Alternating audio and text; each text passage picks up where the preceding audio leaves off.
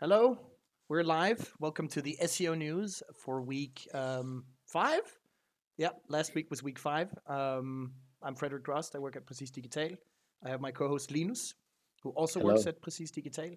And yeah, let's just go through last week's top SEO news. The first one here is a small one here. Google is showing customized recommendations within AI Sales Assistant. I think always in the US, this is where we see these things. I don't think it was specified. Um, but again, it just shows that you need to have your free e-commerce listings in check. Again, we're not really sure where it gets that information from, but it's starting to create suggestions, and Google's being this marketplace, right? So just I think if you are e-commerce feeds, free listings, all that stuff needs to be, yeah, in check. For sure. Lily Ray, this one is interesting. So this is related to AI overviews. So she's found like a correlation, or at least she thinks AI overviews has this kind of, it's associating websites with a set of very strong, perhaps top level topics. So when analyzing websites, this website publishes, let's say, about 30 top level topics, but only 5 of them only constantly appear in AI overviews. And that's an interesting thing. And you can actually do this analysis for your clients and figure out, okay, this is where we're getting featured. And it can help drive what strategy should we approach. Let's say we're getting a lot of these zero-click searches. Well, these 5 topics seem to always appear in AI overviews, so that's probably where we should go. So perhaps that is kind of a reporting tool she's kind of created there. I think this should almost be a must read. I'm going to change it live. If you have a lot of content, if you rely on searches that are being overtaken by AI overviews. So yeah, really good.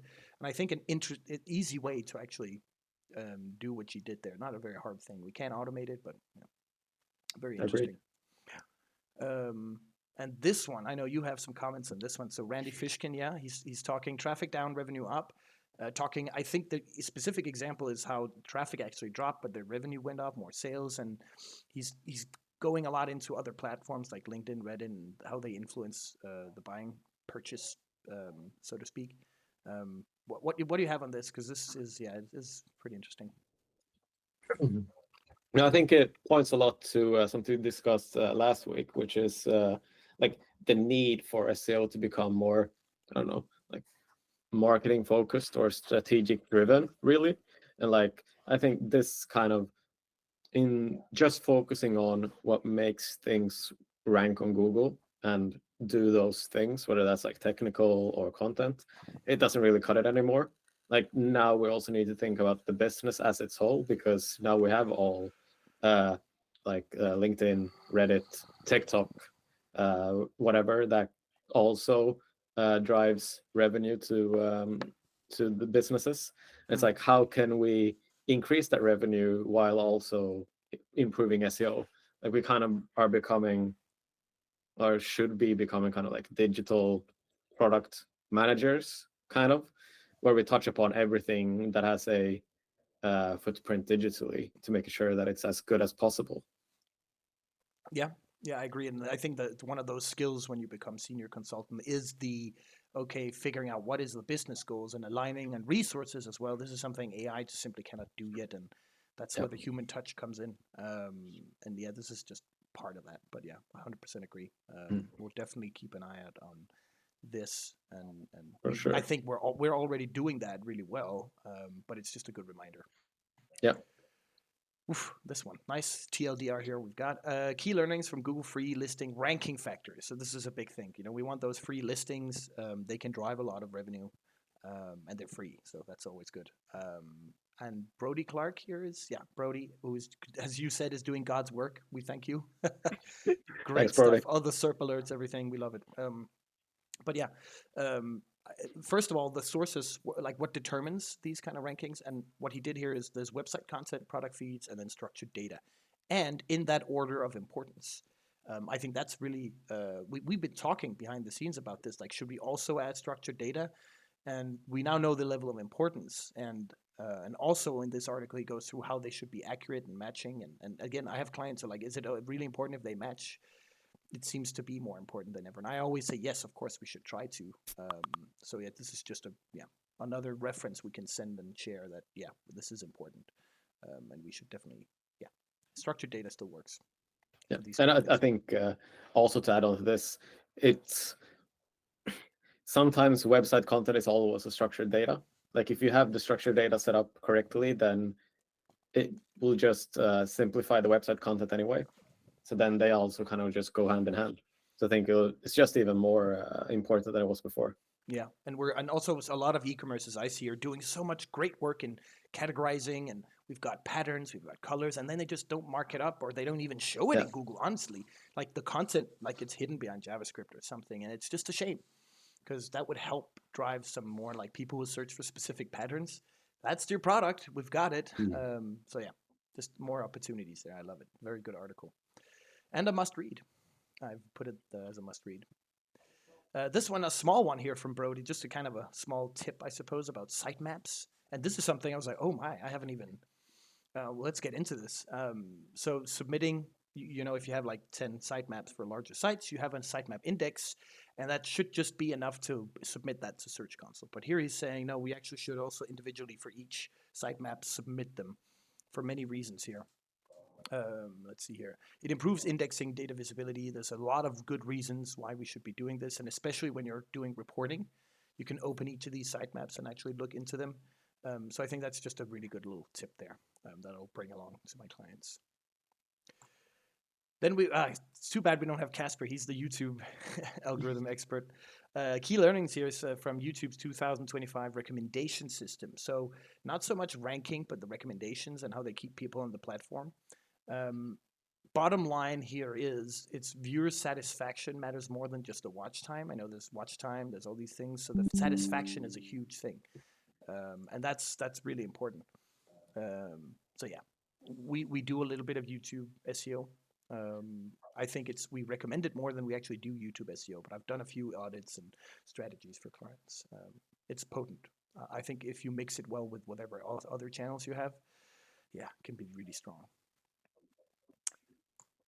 Then we've got this one. This is super interesting. Breaking SEO rules, which we are very white hat at Precis, so we don't recommend breaking any SEO rules, but what does that really mean? I think that's kind of a vague term. This is the power of long SEO title tags, meta titles, wrongly named.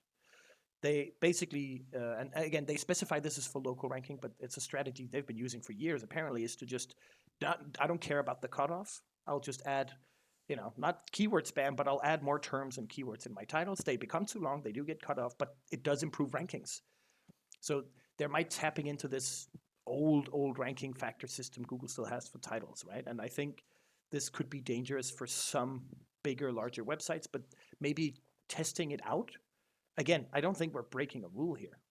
Honestly, if it helps us rank, if we have like 3 different types of words that could describe a product category, if we actually include them and we get better rankings on them, we're still serving a good result.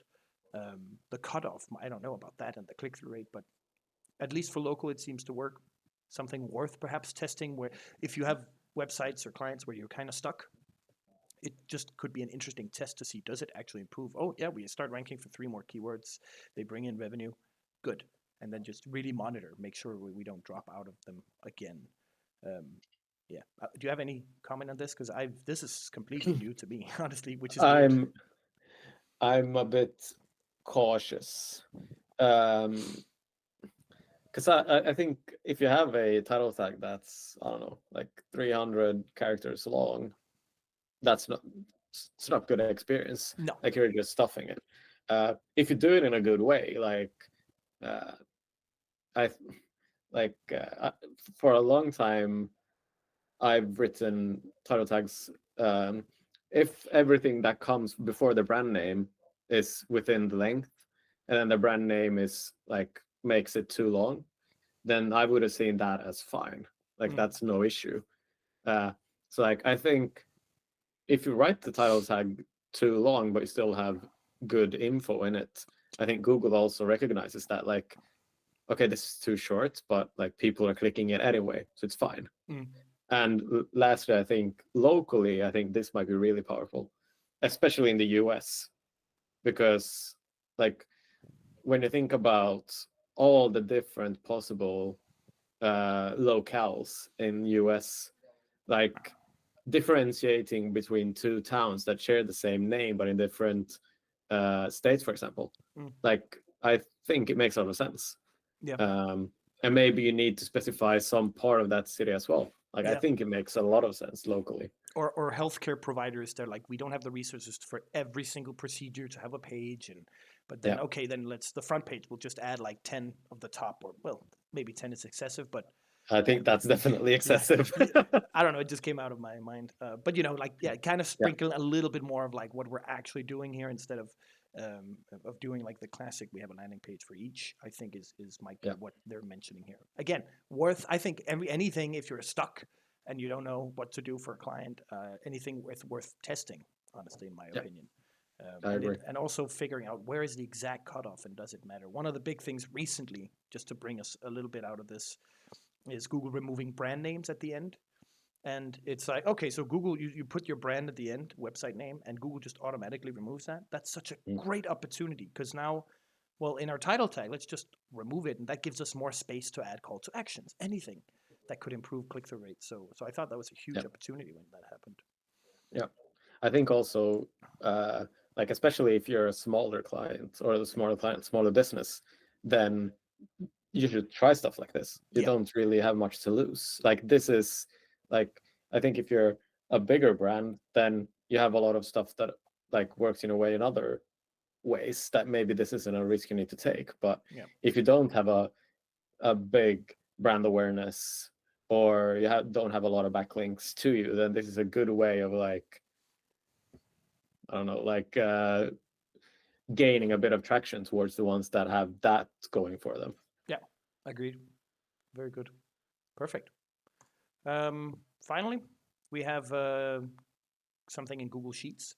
You can now analyze and visualize data in the charts. So you have Google Sheets, and in there you can have charts. And also there's a new feature that came out not super recently, but still inside Sheets, you can create these tables. And if you start creating tables with your data, you can use Gemini to visualize it. So you can ask it questions and it'll actually give you the charts and stuff, which is very powerful. And you kind of have to try and see, does it come up with something I missed? Because I use Sheets, I use a lot of tables, I use a lot of charts. We all do. So this have a look. There's a good guide to this. I think we should all try to see what it can actually do. Agreed. Great. That was the news. Everyone watching, thanks for tuning in. Like, subscribe. If you didn't like the video, then don't dislike, just ignore. And if you subscribe, we will post every Monday the SEO news. I'll also have some guides coming up in the future. And thank you, Linus, for sitting in. And I'll see everyone next week. Ciao, ciao. Ciao.